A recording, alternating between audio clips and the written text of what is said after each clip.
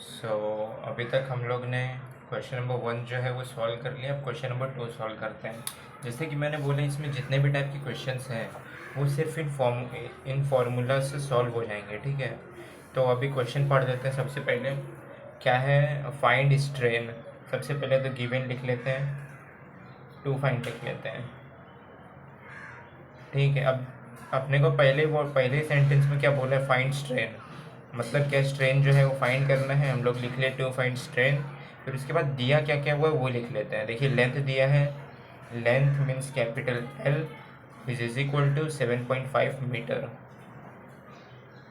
ठीक है। अब ये मीटर में दिया हुआ है हम लोग इसको mm में कन्वर्ट कर लेंगे, ठीक है।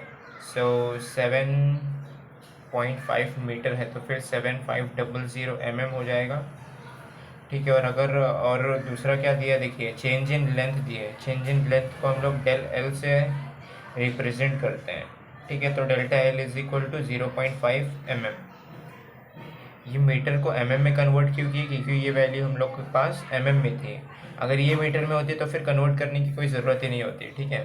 टू फाइंड स्ट्रेन, स्ट्रेन हम लोग को फाइंड करना है। फिर फॉर्मूला लिख लेते हैं।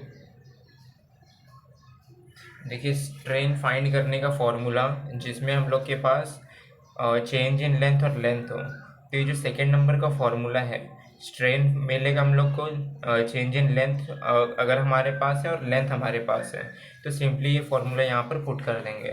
क्या, strain is equal to change in length upon length. फिर अब आ जाएगा कैलकुलेशन पार्ट। कैलकुलेशन एकदम इजी क्वेश्चन है, बस वैल्यू सब्स्टिट्यूट करने हैं और आ गया। Strain is equal to change in length कितना है 0.5 डिवाइड बाय लेंथ पूरा कितना है टोटल 7500, ठीक है। अब इसको फटाफट से कैलकुलेटर से सॉल्व कर लेंगे। क्या है, फ्रैक्शन 0.5 डिवाइड बाय 7500 इक्वल्स कितना है 6.66। Strain is equal to 6.66 into 10⁻⁻5। और इसका यूनिट क्या है, ये यूनिट लेस होता है। अब यूनिट लेस कैसे होता है, इसके पीछे का लॉजिक मैं आप लोगों को बता देता हूँ। वैसे ही मान लो ये हमारा स्ट्रेन है, स्ट्रेन का क्या है डेल्टा एल अपॉन एल। इसका यूनिट क्या होता है, mm होता है, और नीचे वाले का भी mm होता है। तो mm जो है वो कैंसिल आउट हो जाता है, इसलिए ये जो है ये यूनिट लेस डायमेंशन होता है, यूनिट लेस होता है।